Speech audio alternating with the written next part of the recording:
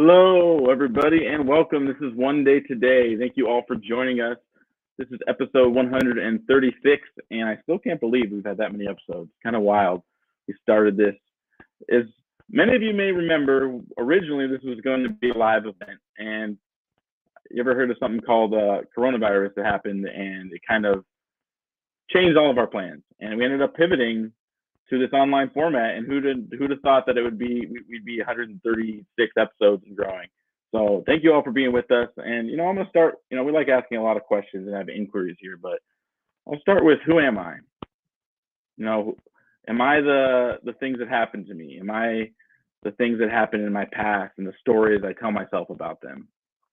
Am I my thoughts about those things and those stories that happen? Am I the feelings that arise from those thoughts? Am I the things I'm afraid of, the dreams that I never followed? Or am I something else? Am I the experience and the declaration who I say I am, right now? And, and the truth is, and this is my opinion, I could be wrong, I feel like who I am and who we are, is much bigger, much more infinite than the story we tell ourselves, growing up in this world. And I'll just speak for myself. I told myself a lot of stories, and that I don't belong and the world is dismissive based on all the things that happened to me as a kid. But the truth is, I was collecting evidence to prove that story, so I couldn't see anything outside of it. And it took a lot of searching and inquiry, and just being honest with myself to really find and to really discover I'm not who I think I am. Not only am I not who I think I am, I'm not my thoughts about who I think I am, or my thoughts about my thoughts about who I think I am.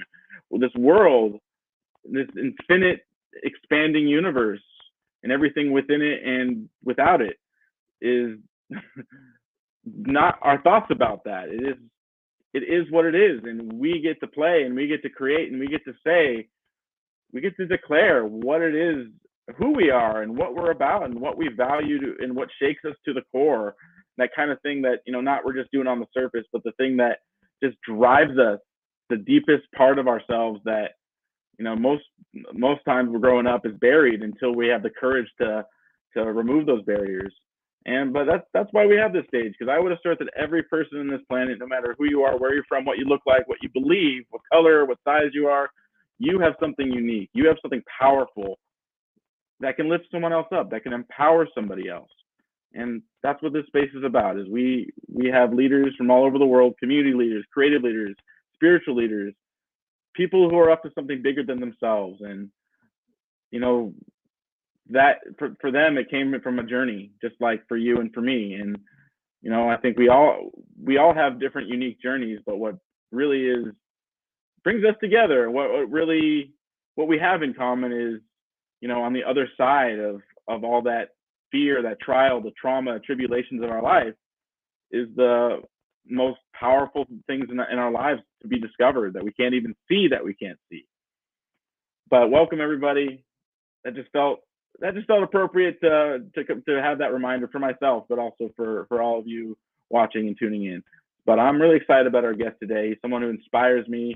Before I'll get plenty of time to tell Werner how much I'm inspired by him, but please welcome to the stage for the first time, everybody, Werner Berger. Welcome, Werner. Thank you so much. I'm really smiling to myself because, Abram, I have a bone to pick with you.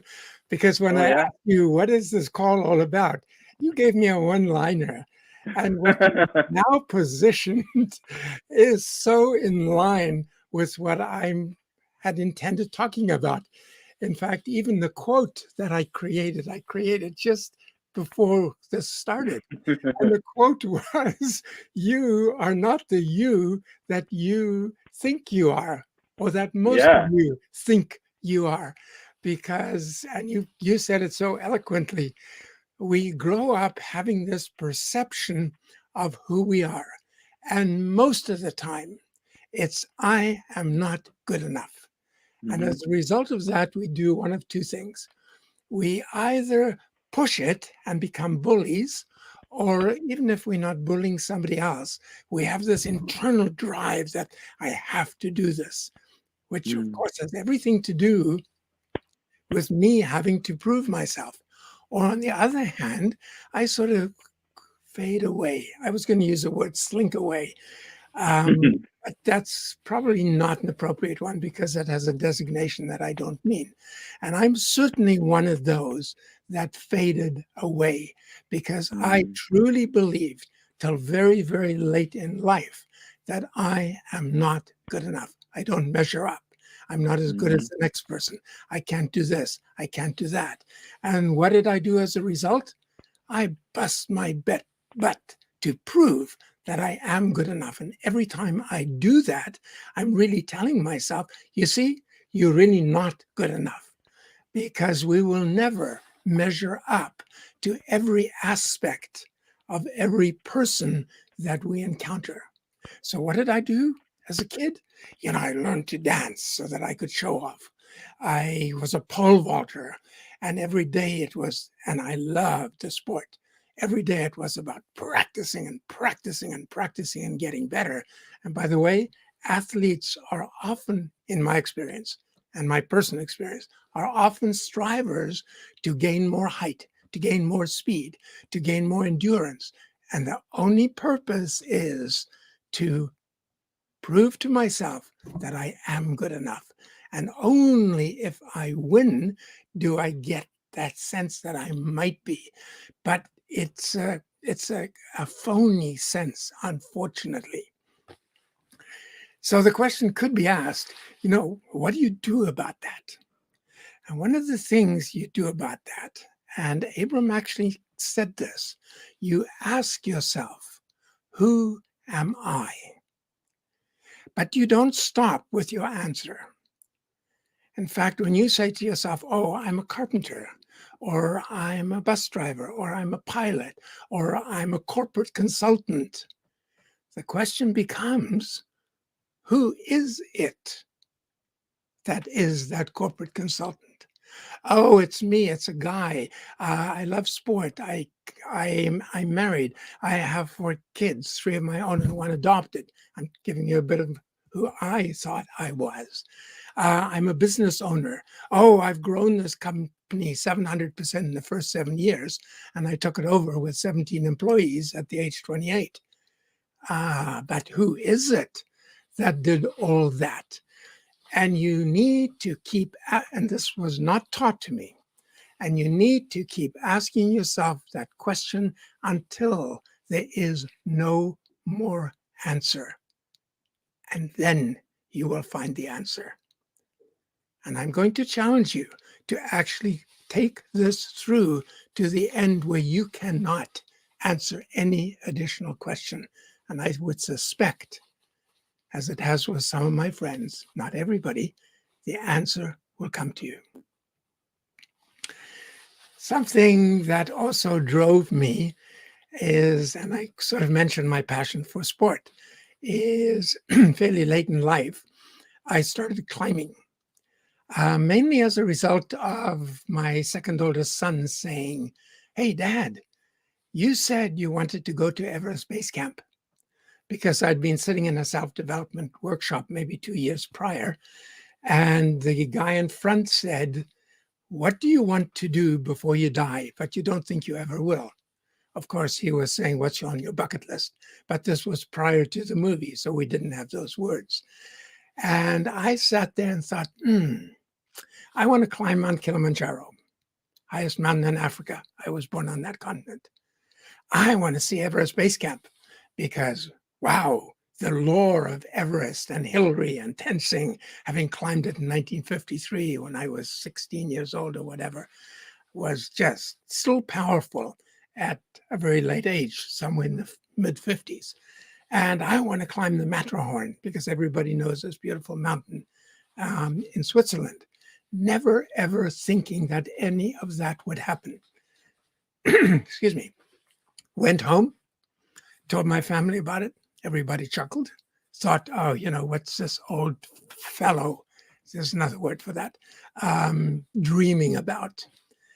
And then 2 years later, my second oldest son comes and says, hey, as I mentioned, you want to see Everest Base Camp? Let's go. So we went. And I had a life-changing experience.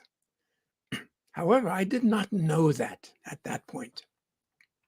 The only thing I knew, and by the way, what you see behind me is just a snow wisp coming off the top of Mount Everest. It's right behind my shoulder and my eye.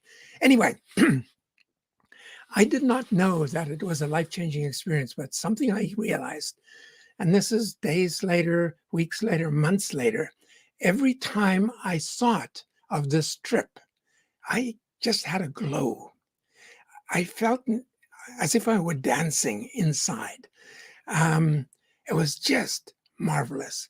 And so that drove me to saying, I want to climb higher and I want to climb more remote. And that took me on a journey. And my journey was to climb the highest mountain on each of the 7 continents. Again, never dreaming that I would climb Mount Everest. I actually did. And to brag, I'm in the Guinness Book of Records as the oldest person in the world to have climbed the highest mountain on each of the 7 continents.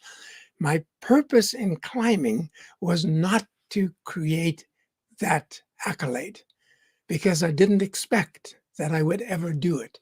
I wanted to climb because of the experience I was having every time I was in nature. And that was the learning. That was the transformation for me. I would stand at the base of some of these fabulous mountains covered with snow or snow-capped, rising literally thousands and thousands of feet above me. And I had the sense of being so small, so humbly small. And at the moment, I didn't realize it, but later I realized it. The sense was that I am part of this. And as I'm saying this, I'm getting goosebumps. I am part of this. I am so in awe of what I'm seeing. I felt, and I did at the time, and I still can recollect it, I feel so humble and so connected. And in my corporate consulting career, which I absolutely loved and worked with some very large corporations, I always came away knowing that my participants had said over and over, this is a life-changing experience. The only thing that happened is 6 months later, they didn't remember the name of the course, leave alone having implemented any of the skills that they thought would change their lives. And I got to realize that I was saying this in the lecture room, in the classroom, in the workshop.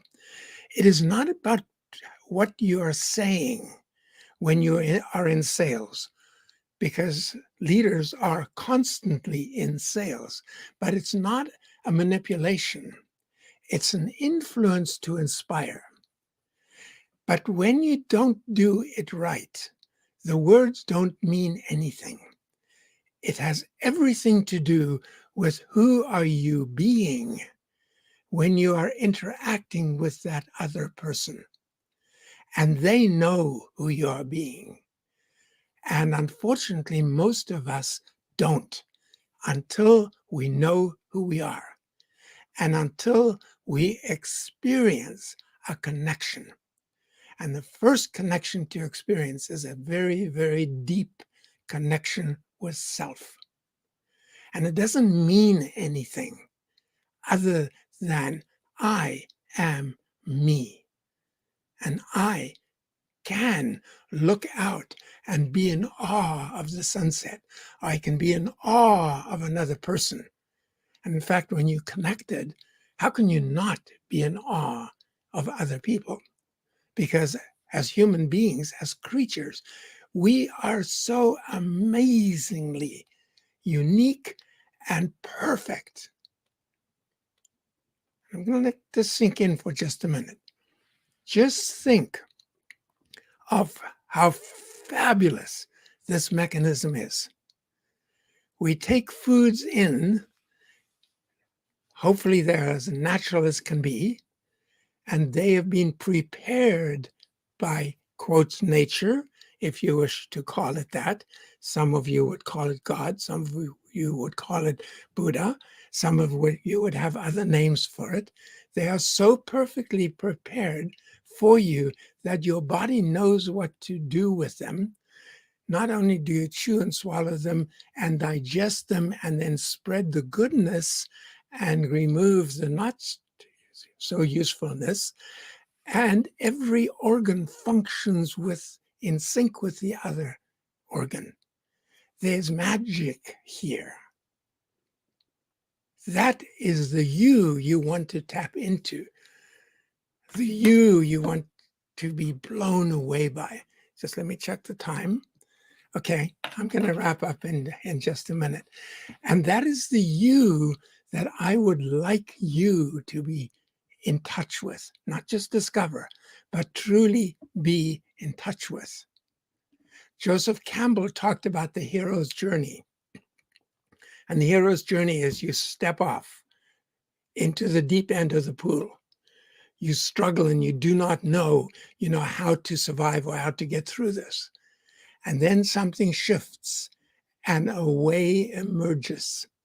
And you come out at the other end a different person because you have discovered you. I suspect, and I don't know this 100% for sure, that's what happened to me on the mountains. Because when you're at high altitude, there are times where you can hardly breathe. And all you can do is take the next step, and then the next step, and then the next step. And I have a story about that related to Everest, but now is not the time. And as you work through this struggle, something shifts. And it's not my willpower that shifted it. Every time I need to utilize willpower to get where I want to get, I'm getting away from something that is truly there.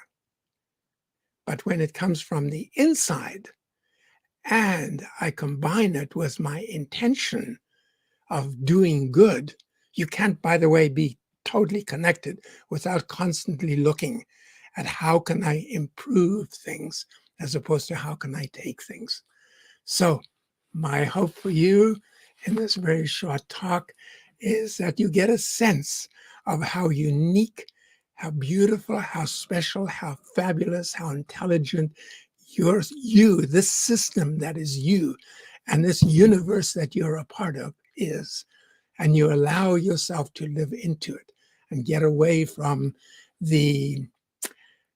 I'm going to call them lies that we learned to tell ourselves as long as we said, oh, I'm not good enough. Or one of my ways of expressing it was, oh, I'm shy. At 196 pounds and an athlete and to some extent an intellectual, how can this jerk be shy? But of course, that's not a jerk. It's just false information up here. With that, I'm going to turn it back to you, my friend. Wow. Thank you so much, Werner, for sharing your that story, and it's just so inspiring on so many levels. And I've had glimpses like that I've never hiked Mount Everest, and I just acknowledge you for that. I can only imagine what that took. And one time I was hiking was in Yosemite, Half Dome. Have you ever done Half Dome before? No, I know a lot about it, but I've not been there. Like just being on top of the subdome, just right beneath the dome, like just looking out at Yosemite Valley, it was one of the most awe-inspired experiences can't describe with words. And it was and the picture doesn't even do close to do it justice. It's just being immersed in that wonder of just something way bigger, that just, like you're saying, that the mechanism up here, all the programs and the lies and the stories and the false narratives that we falsely and illusory get stuck in, it does not compute. Like, I feel like it shuts down those thoughts of the brain that does ask or does say, you're not good enough, you can't do this, it focuses on all the reasons I can't do something. But it's just so powerful how you describe it, and I'm just really, I'm in awe of you're coming to that discovery, because it's a beautiful outlook, and it's a beautiful experience, and yeah, it gave me the goosebumps. You describing it. So thank you for sharing, first of all. Oh, you're very welcome. And I would just very quickly add, you do not have to go and climb mountains and be at altitude for days on end, or in cold weather for days on end and totally exhausted to do this. That was just my way of experiencing it. But you don't have to. There are lots of other ways. Yeah, well, I think that's a great point, because I think we all have, it's in that yearning and that searching and that curiosity that makes us open to an experience like that. And I feel like everyone has a different, there's different, it's an awakening experience, or Damascus Road experience. Like, there's a lot of different descriptors pointing to what it is that you shared with us. Mm-hmm. But what do you say to somebody who's maybe still not clear on who they are? They're still asking those, as you said so eloquently, asking who I am and what is it that says that's who I am, and keep digging and digging that down that well until there's no more questions. And but someone who's on that journey of asking and looking and inquiring who they are and what they are, what do you say to someone who's still not sure, but is willing to look and to discover that? Okay, the first point is, when they're asking themselves, who am I? They need to get to a point of revelation. And again, this is not anybody having taught me this or told me this. This is just something that I experienced. And that point of revelation is a deep knowing of, oh my gosh, really? Wow, people have talked about this, but really? That's the kind, and if I told you what it was, or if I mentioned what it was, it wouldn't be you discovering it. Mm-hmm. And I don't know if somebody can discover it for themselves if they've heard it from somebody else. I don't know that, and I certainly don't want to spoil that. The other thing, of course, people can do is to really look at what are their strengths. And I know that that's a bit of a cognitive exercise. What are their strengths, and what do they need to do to live into those strengths? And for example, in a corporation, there are certain principles in leadership or in sales, and most people stop before they've integrated them. They hear, for example, win-win. I've got to play win-win with my client. And these are the steps that I need to take to do that. But they never get comfortable enough with those steps, because the internal system is not win-win oriented. It's me oriented. And as long as I don't know who I am, it is me oriented, as opposed to you, me. Or I don't even care if you say me, you, but you really need to know the you is authentic and real, and there's no option to you. If the other person doesn't win, you don't win. If the other person doesn't want to buy, you don't sell them. You might influence them to see what you see, but you have to allow them to want what you have. And that takes practice. And the more you practice it, the closer you come to really knowing who you are. Because what we want is you to tap into your authentic self. And if you're playing win-win authentically, you will live into it. And of course, there are other ways. Meditation, very, very deep meditation. It takes time. But whatever you do in this regard can take time. Once a day going hiking is a great exposure to nature, but you might not get that shift, because I personally believe there has to be pain associated with it. And by the way, the other thing I just want to say around pain is the greatest pain that we've experienced ultimately can become our greatest superpower if we can allow it to. Anyway, I can keep going on and on. I mean, beautifully said. And I'm going to let Matthew chime in because I know he want to ask. But I just want to say to what you just said about so eloquently about it's from me to we. And I think that's one of the biggest. I feel every spiritual teacher has pointed to this golden rule. But when we can see that wonder as something bigger than ourselves, we see ourselves and everyone, and we see how the totality that we can't comprehend in our brains. And I think it's that connection that allows us to go from me to we, as you beautifully said. Matthew, go ahead. Well, first, I'd like to just say aloha. It's a pleasure getting a chance to meet you. I didn't get to talk to you backstage before the show because of technical difficulties, and I missed the first few minutes of your story of your talk. So I kind of came in when you were talking about um, having this vision of climbing Mount Kilimanjaro when you were already well into adulthood, from what I understood, uh, and I like. I love that talk. I love that you actually follow that inspiration. And there's two questions I would like to ask first off the bat is when your oldest son came to you and said, "Hey, you said you want to do this. Do you still want to do it? Let's go." Mm-hmm. What what was that experience for you? Like just those that moment of from when he asked the question to when you ultimately said yes, let's do it. Like what was that experience? Actually, I want to make two comments there. I'm not sure that I would have gone if he hadn't been the catalyst Hmm. that said, hey, let's go. He was also on the adventurous side. And the moment he said, let's go, everything within me said, yeah. So it was really somewhat of a euphoric experience. And of course, there was a bit of fear associated with it because at 55, 56, I was not a climber. And I knew a little bit about what climbing took in terms of physical capability and endurance. But at the same time, there was no turning back. Like you're here, it's happening, just deal with it, right? Like this is those experiences of if I stop now, I might die, so I better keep going. And really wanting to. It's not just, Yeah. I have to. There was a pull. And, again, I can't describe it, but there was something that said, this is for me.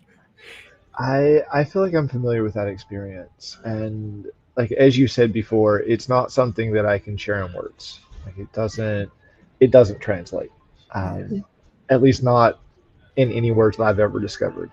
Mhm. Uh, but suffice to say, to anyone watching, you'll know it when you feel it. Like Right on. yeah, yeah, it's pretty obvious. It's like an orgasm. Like once you had one, you know. Like if you have to ask the question, you probably haven't had it yet. Good analogy. Talking about compulsions and addictions. Yeah. We better not go there. Maybe in another episode, or maybe later in this one. We'll see how it flows. Who knows? Um, so the other thing you talked about, and this is what I'd really love you to share more about, is like you didn't know it was a life-changing experience when you got back, and there were moments over time when you sat back, when you look back on it, and there was this lightness that came. Um, I wonder if you could share more about that gradual coming to knowing experience. Yeah, it's it's a very interesting question and a really hard one to answer because I think the first time I really got it was when I was standing in the Himalaya, not on Everest. So it wasn't, during this amazing revelation of being on top. It was standing in a valley and seeing these huge peaks on either side and just feeling the humility. And as a result of that, a connectedness with everything that was around me. And I didn't completely compute actually what that meant. Actually, I should add something else here. I grew up with a very autocratic father, and I literally hated the man for most of my young life and a huge part of my adult life. And it's only literally in the last 10 years that a shift started taking place. And I didn't know this at the time, but one day I just realized what a phenomenal human being this guy was.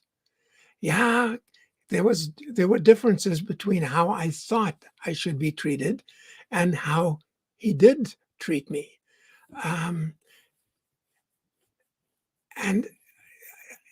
I would call that now there was some transformation in me to really see him for who and what he was, rather than from me, the child, that expected him to be my mom. He was away for 6 years, actually, in an internment camp while I was between 3 and 8.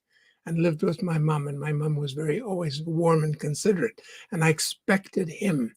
Oh, I demanded, didn't even expect, and I didn't know I was demanding it, demanded him to be that way too, and he wasn't. He was driven in his own ways. But when I realized this amazing human being and how, I was going to use the word crazy I was, but that's not accurate, how immature, that's the word, I was, expecting him and wanting from him what I got from a nurturing mother, but that's also the condition of a dependent. And what I learned is until a dependent can be fully dependent, they cannot break through into becoming independent. And most people, high school students, university students, are not truly independent. They're very dependent on their circumstances and their buddies and their classmates lifting them up. And we can go more into that. And until you can become totally independent, it becomes very hard to become interdependent. And that's, of course, what we need to be really connected.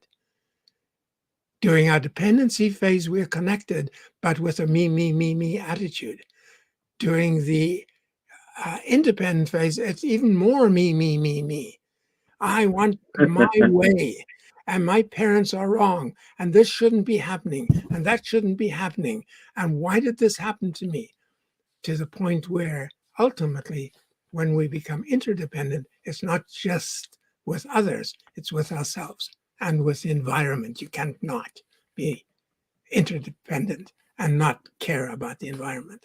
Anyway, here I go again, off on a tangent, but having fun. Oh, that's beautiful. I mean, I feel like we could spend a lot of time on that tangent, and like a big part of what I visualize as you're talking about that is like kind of like I naturally go to music, and it's like a cacophony of I want this, like versus like a harmony where it's like where all of the individual pieces are beautiful in their own right, and they are acknowledging or at least interconnected or bring out all the other notes. And I think that's kind of where I naturally go with what you're saying. And there's so many thoughts I have about what you just said, but one thing I didn't want to lose with what you were saying earlier was about pain. And I think that's such it is something that, I mean, speaking for myself, before I ever really discovered my true self, I was in the space where I would avoid discomfort, where pain was something that was just something to avoid. And and it's like, it's always the, it's so funny because I feel like we all want to like grow and to be our best in some regard, but it's like, I'll do anything I can. I'll do anything it takes for me to do the X or Y or Z, except look at that one thing that hurts, or from my past, or that one piece of pain, that one thing that happened to me. And it's like, it's always that one thing that usually, like, the scariest, most pulling, draining energy of like an experience from our past is usually where the most growth can come from. Yeah, so true. And, as you were talking about pain, I thought of people that cut themselves. That's rather interesting, where they actually go into pain to get away from the feeling of, I'm not okay. I don't belong. I'm not connected. I'm dead inside. So let me feel something. So, there's many different facets and ways to look at pain. I keep wanting to go back to the mountain with pain, because when you're having a hard time breathing, and you dog tired, but you have to keep going, and you say to yourself, "Oh, it's just one step at a time, just one step at a time." That pushes you to live in the moment. And again, I did not know anything about this. Literally, I'd heard the words living in the moment, but I didn't have a clue what that meant until I experienced it. And when you're present and you're in the moment, you're also connected. It all fits together.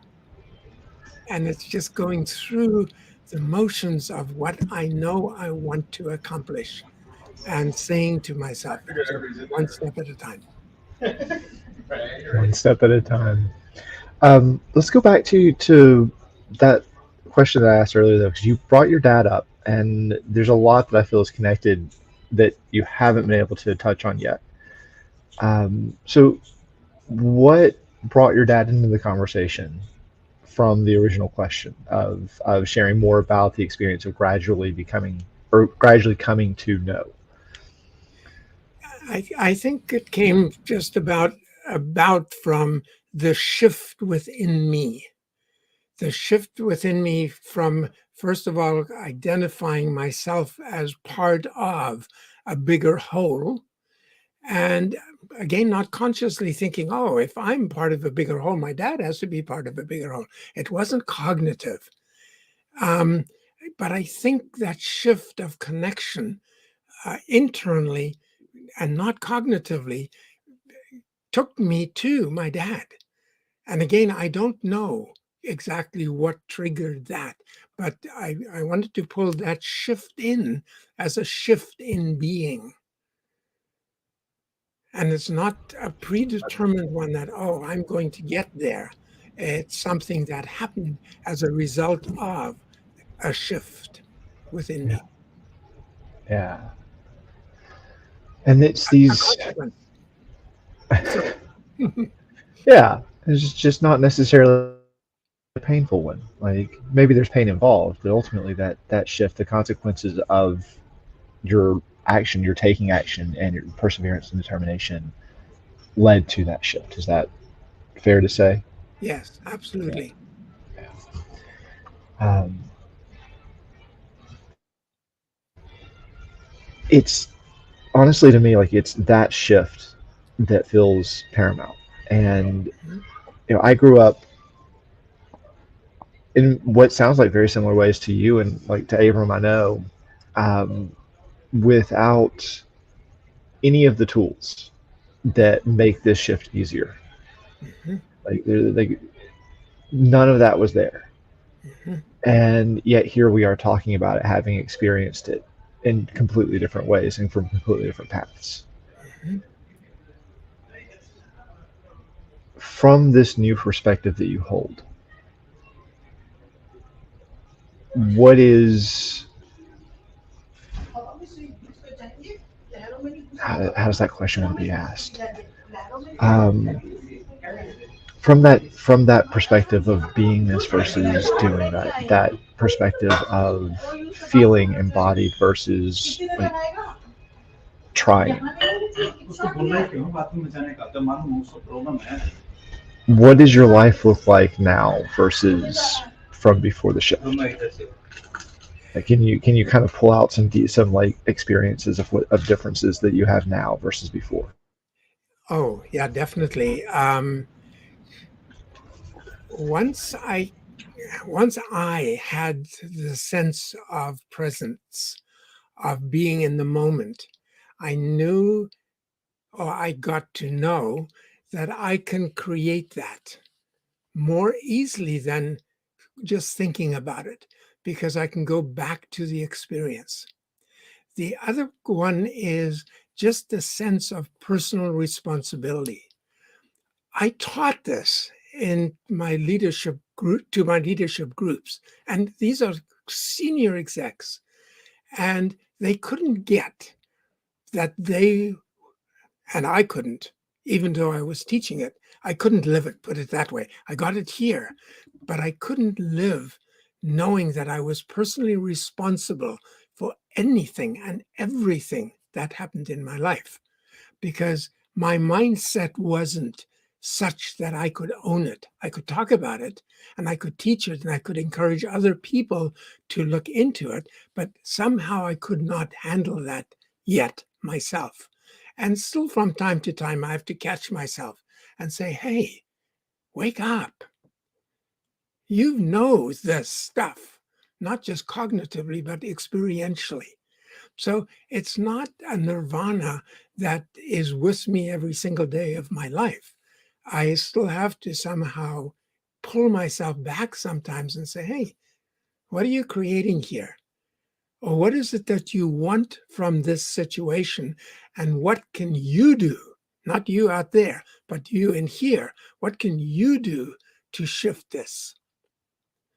And as a result, I've become, yeah, I'm going to say it this way. I hadn't even thought of it this way. I've become more of a servant attitude than I had previously. Saying, okay, what can I do to mitigate this? What can I do to support this person to come back to a neutral? Or what can I do to help them not struggle and suffer to the extent that they are? And it could be as easy as setting the table, as opposed to seeing, oh, at my age, I don't have to set the table. Others can do it. No. I Exactly. did that at age 5. Why can't I do it at age 85? Somebody has to do it. Why not me?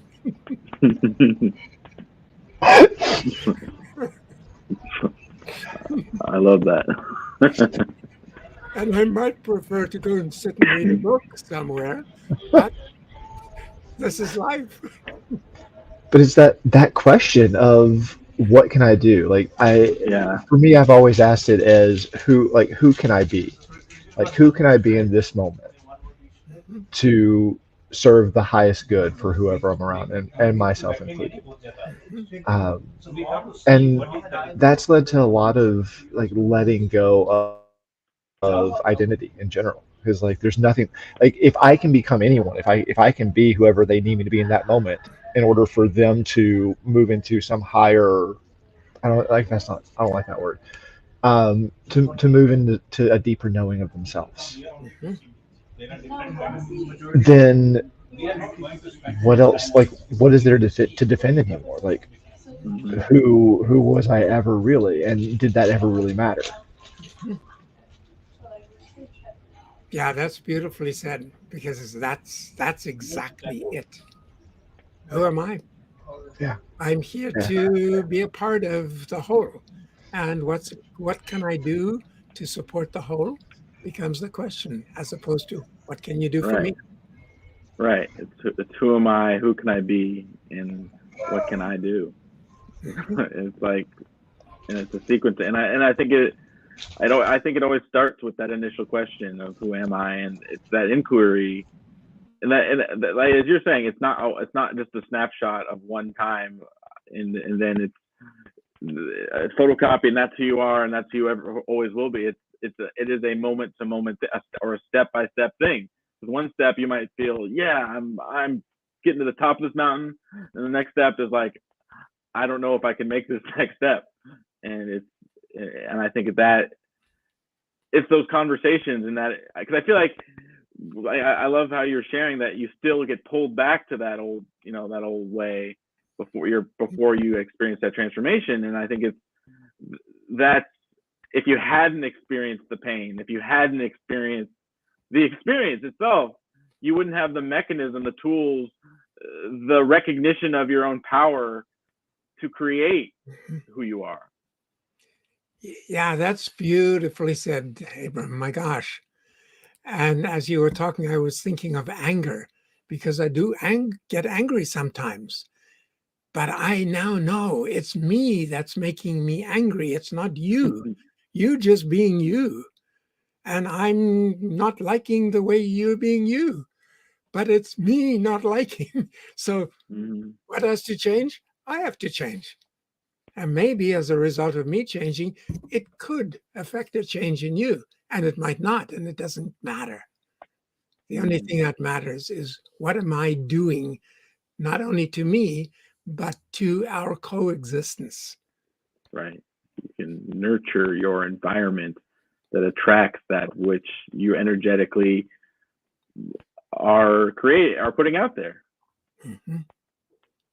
Yeah, and I can blast the environment with all kinds of junk, throw cigarette butts out of the window, throw paper out of the window, or plastic cups out of the window. But what am I doing that's my living room outside of my home that I'm besmirching.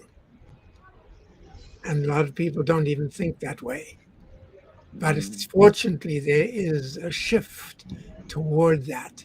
Unfortunately, in some cultures, not yet, because they're not at a point where their basic needs are met. And as long as my basic needs are met, I can't care much about what happens outside of me. And that's not always by a long shot, but in general. There's something that you touched on briefly that I'd like to go back to in that, and it's related to a question that I've been asking a lot lately. And there's an answer that comes from me, but I'm very curious how you would answer this question. Okay. What creates emotion? Oh, whatever we're saying to ourselves is what determines what we feel. There's a really neat analogy, and it's called the ABCs of feeling. A is the activating event. And there's a B, but we keep thinking that the activating event is the cause of the C. And the C is emotions. Actually, I'm forgetting from what the exact words are. The cause in feelings. We blame the activating event to cause our feelings. That's not true, because there's a B in the middle. And most of the time when I ask my corporate leaders, and I mean very high senior execs, what is the B? They would literally always come back and say it's behavior. And I say, it's not behavior. And of course, I'd make very light of it so that they didn't feel too stupid about it. And of course, stupid is just a word, because they're not stupid. There's a D as well, because the cause in feelings is what causes the D, which is the do. What do you do as a result of how you feel? That's where the behavior comes from. And when you come back to the B, it has everything to do with beliefs. And our beliefs show up based on our perceptions of the situation.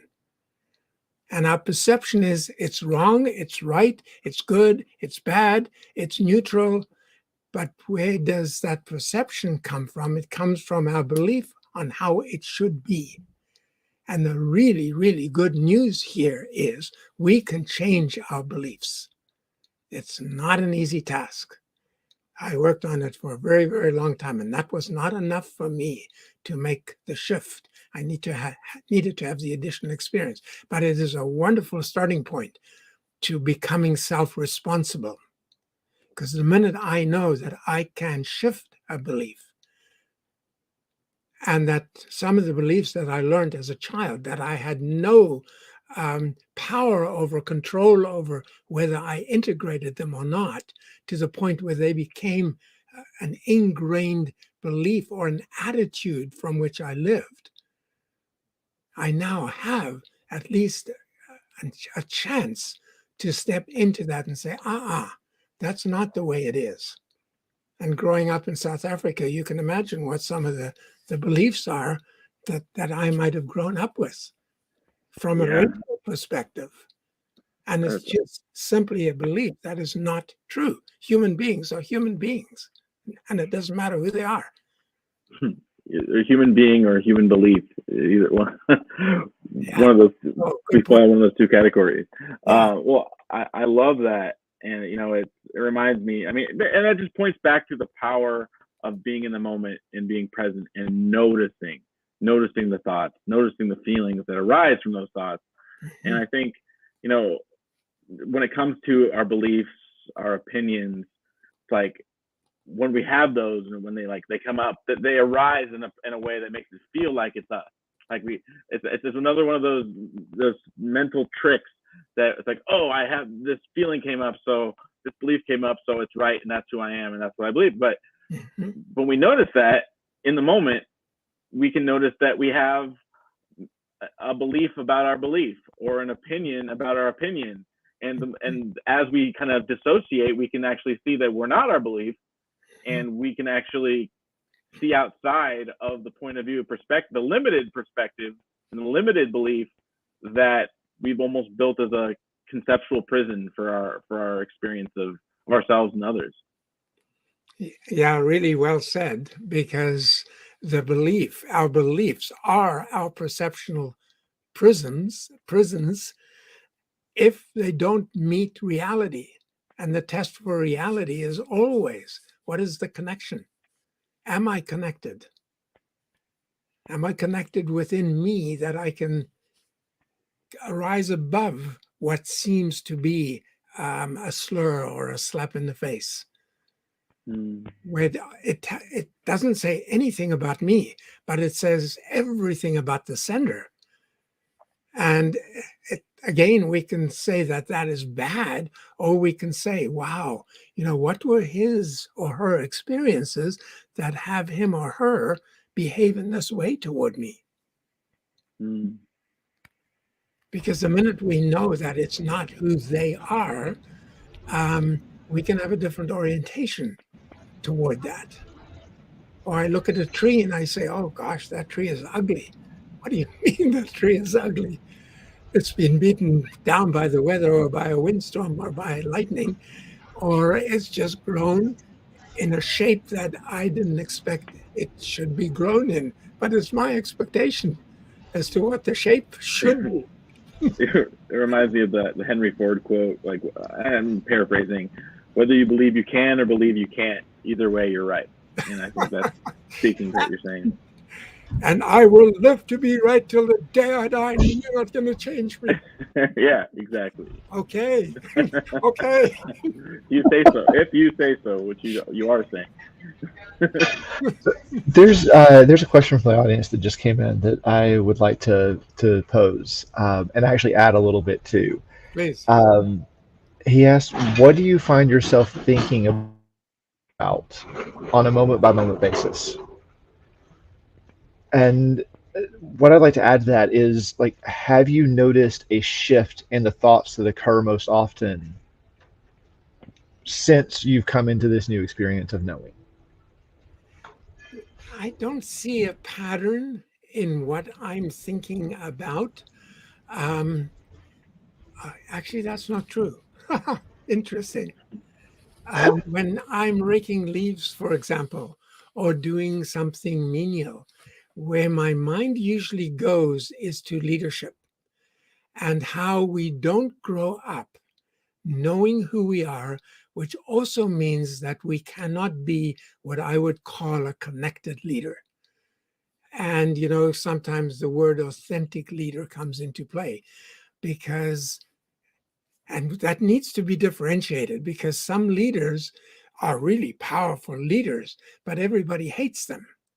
And as a result, they don't influence me in a very positive way to become my best and to give them the expected work that I would actually perform if I felt connected with them. Oh, wow, I went on a tangent there. Get back to you, Matthew. Where did you take me? Now notice, where did you take me as opposed to where did I take myself based on your question? Oh, what did I think moment by moment? Yeah, during the day, I don't have a pattern unless, I'm doing something fairly mundane and consistently. Then I'll start thinking about these things. Or I'll think about the cosmos and the fabulous constellation of this entire universe that we live in. I really do spend time thinking about that and the magnificence and the inexplicability of it all. I do that. There was a second part to the question. Back to you. Right. So actually, now there's a third part Okay. from like.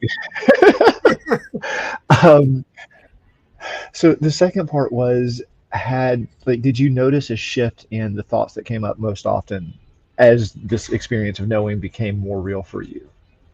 Oh, very definitely on that one.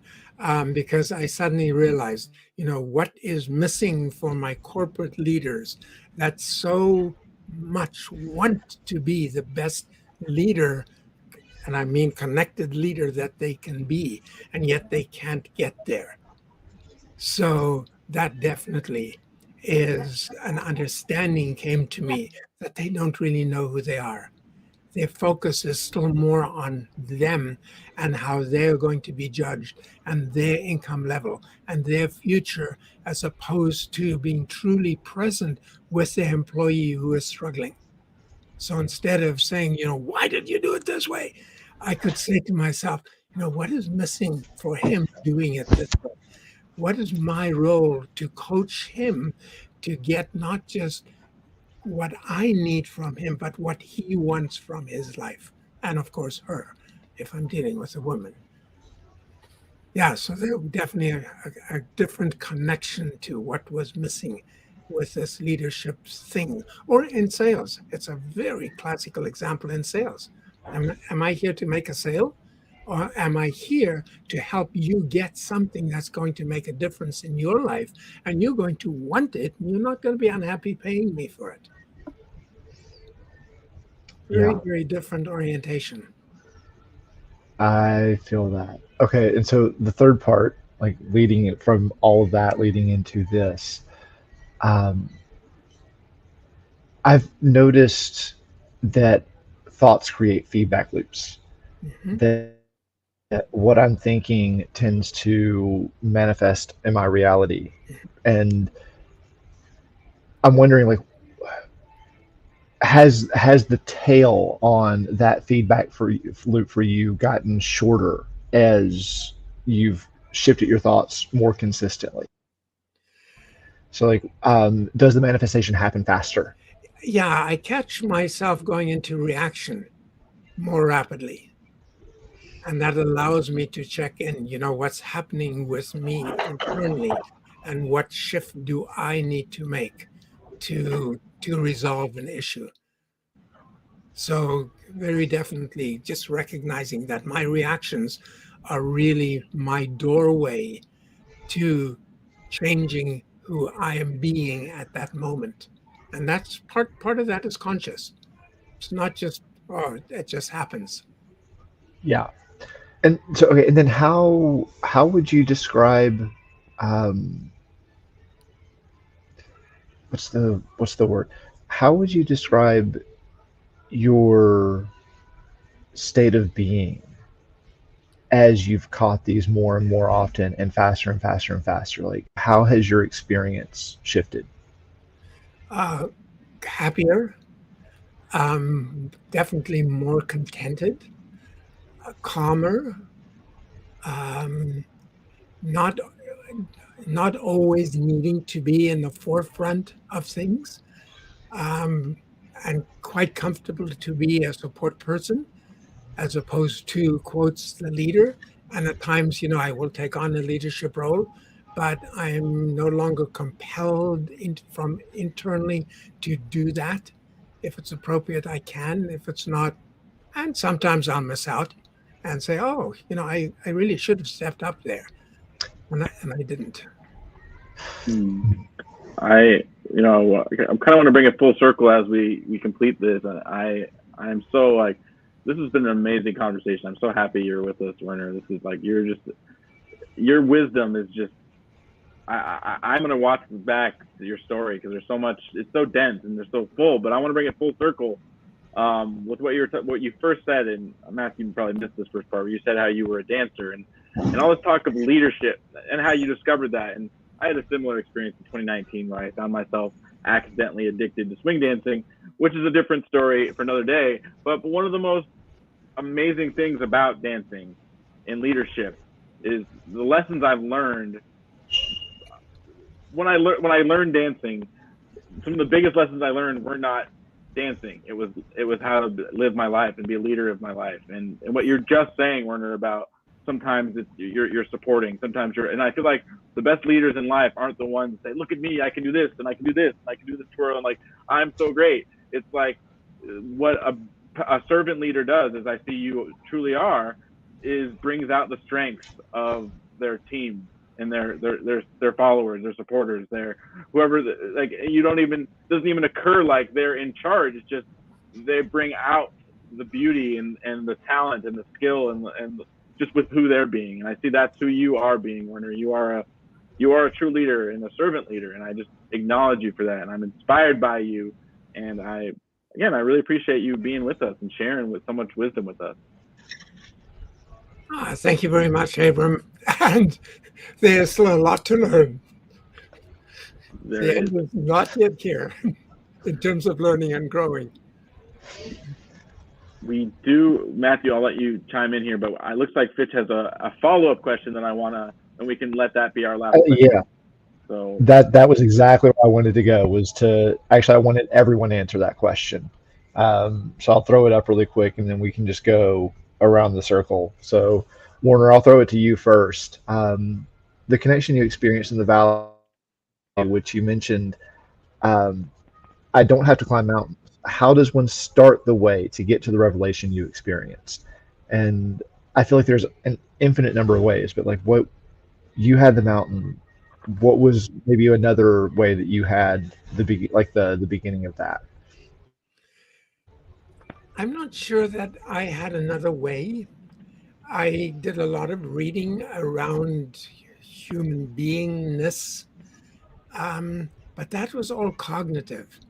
And even though I had moments of euphoria with it or realizing, this is really interesting, or this is really captivating, or I want to know more, I still believe it was all up here.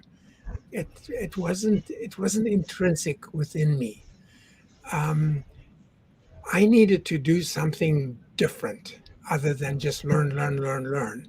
And it just turned out that mountain climbing was my way.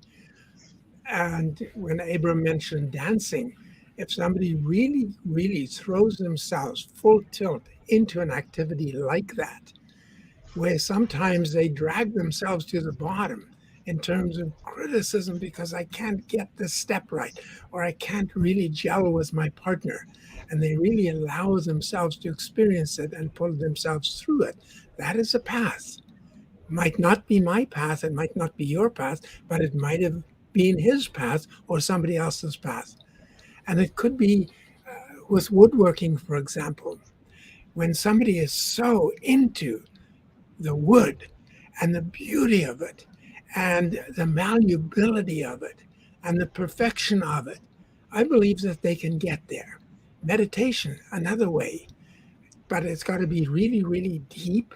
And as I said earlier, I don't think that's a very quick path until somebody kind of, oh, wait, there's another way, of course. I don't know if you've heard of primal therapy, which is the feeling therapy, where people can truly re-experience with appropriate guidance And the guidance has to be extremely specific. And I have some experience with this. That didn't work. And if they get back to the point where they can re-experience the pains, and usually there's one overriding one of having made a decision within their life, it's usually early life, and the primal scream is just a scream of pain of this visceral experience in the present, that can release them to become more who they are. And just perpetuating this, allowing themselves to feel, because everything is associated with our feelings, everything that we've ever experienced. And that can lead them to a cognitive realization. That was then. This is now. This is not, I'm not the child that is being so hurt in this moment. I know a lot of therapies that don't work. I know some therapies that have worked, but it has everything to do with a person re-experiencing their pain and coming away with a different decision. There's another program actually that talks about creating a mental shift. And the mental shift is I write down what my negative thought is, and then I ask myself, is this valid? And I can ask myself, what is the thought that would be more valid? And I write that down. And then I ask myself, when have I experienced that? What is all my evidence that this new thought is actually reality? And doing this over and over and over and over and over again to the point where I own it. It's just another way. And different people have had different paths. And some might not even know exactly what their path was, but somehow they've come out to the other end.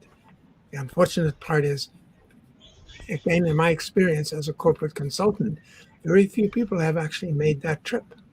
Even senior execs that are at retirement age, whose their whole life was this business of theirs, and they're now lost when they go out into the world because they no longer have the business to hang on to. Different tangent. I seem to be going on that one. Oh well,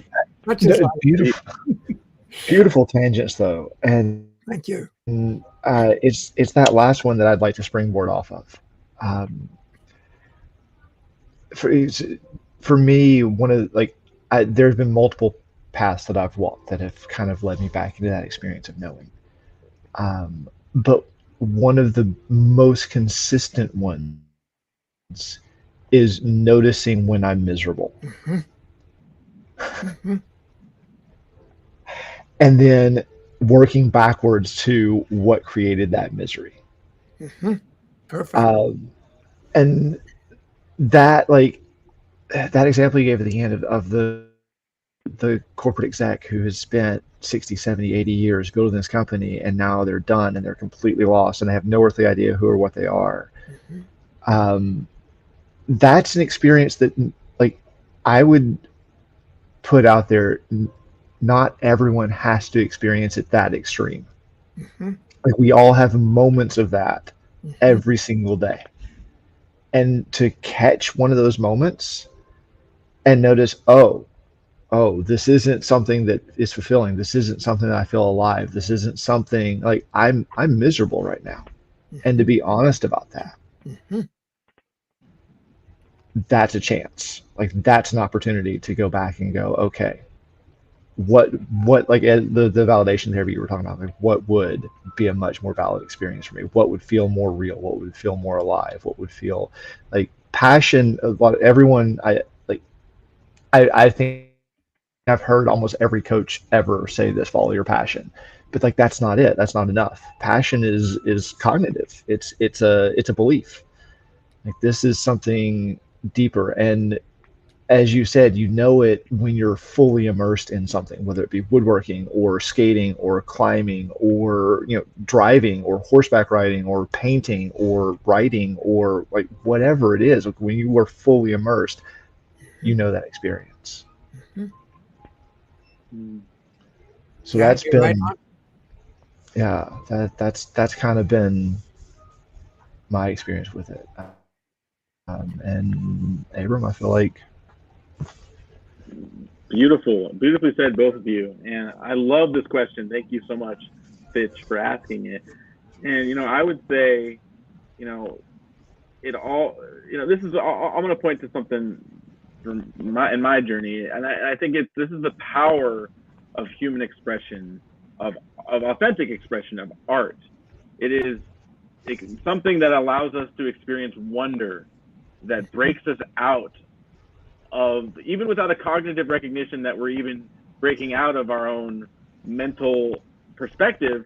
When I was in college, I read this poem by Bob Dylan called "Last Thoughts on Woody Guthrie," and when I read that poem, it expanded my entire, it did a lot of things, but it blew my mind, and it made me have this experience and this truth in knowing that I don't know. And it was like, and as soon as I could recognize I don't know, I was willing to look everywhere and to be open and to be curious and to listen and to converse and talk and go places that I would not normally go to go to learn, and intentionally learn from people I disagree with, to intentionally learn from people that I don't understand. Go to the church of your choice, or the whether it's Christian, Hindu, Judaism, or I feel the more. It was funny but I would say, in the knowing that I don't know, it allowed me to be open to search and to look. And it's like running a marathon and getting to the end and realizing you never have to go anywhere. It's always there, but it was me looking out here in psychology, philosophy, religious studies, all these, all these different practices and modalities of teaching and knowledge, and they're all pointing back to what's actually always been here, which is something just within me. But you have to go through the marathon and run and fall down and get back up and fall down and get back up and lose and fall and fail to actually be able to see and recognize.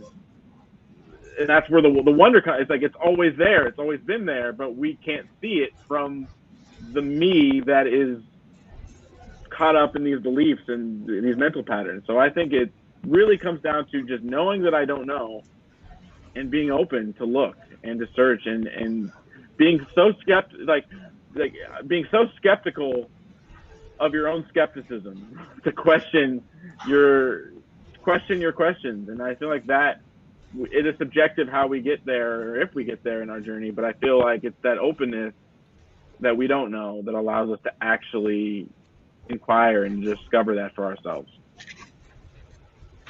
Yeah, I think that's well said, actually, because the minute we start making assertions, we tend to get stuck, and it doesn't mean we shouldn't ever make them. The question is always an opening. And especially if I can recognize that I don't know, and it doesn't say anything about me being good, bad, or indifferent. It's just, I don't know. And if it's important, as you say, now I'll go on a journey to search for whatever I need to search, and maybe it's the truth. And that's the experience of life. I think that's the core of it, because it's the know. We want to find it in the realm of knowing, but that's the illusion, is that it's not knowing, and recognizing that we don't know is the first step to see that maybe it's not in just more knowledge and reading a book, and you're going to find nirvana by reading a book. It's an experience in your life that hits you when you least expect it, and it also strikes you by how obvious it's been, and it's always been there, but you couldn't see it before. And it's that wonder, like, whoa, there's something way bigger than this machine has ever been able to compute. And I think that's the journey, is finding we all find that, and we all fall and get back up and fall again and get in the valley and look up the mountain. And I think we all discover that with our willingness to be humbled and to that wonder that's beyond our own thoughts of ourselves in this world. Yeah, the wonder and the awe, looking out a window and being in awe of, wow, and I live here. I have the privilege of being here. Wow. Yeah. Yeah. Oh, well, It is. not fun. Well, Werner, thank you so much again. We'd love to have you come back again in the future and share with us some more. You mentioned another story about climbing, and maybe you'll share some more adventures with us. But just thank you again for who you are, who you're being, and what you're creating in the world, what you're creating for the environment, what you're creating for leaders. And it's an inspiration, and I'm just thrilled and just so excited that you shared with us today. So thank you. Well, and I certainly thank you, Abram and Matthew, because this kind of a conversation is scintillating and exciting, and to just share with like-minded people is truly a privilege. And so that's what life is all about, the fun part of it. Absolutely. Well, thank you Absolutely. again. Thank you, Werner. You're very welcome. Take a chance right now. Oh, it's our pleasure. I'm going to take this moment here to invite you who are watching to be a guest on this stage. This is a stage for you and your story. What we were sharing, what Werner was sharing. We know you have a story that we need to hear, that somebody needs to hear somewhere. And I want to invite you to be a guest on this stage, because that's why we're here, is to really share the unique wisdom and unique gifts that you have.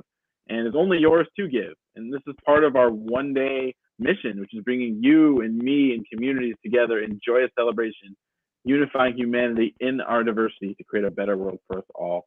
And this is all part of our vision, which is humanity's rising in a connected world, each person's unique gifts, genius, unique beauty, unique opportunities, unique values, that being valued and magnified through a higher level of collaboration, producing unprecedented new realms of possibility.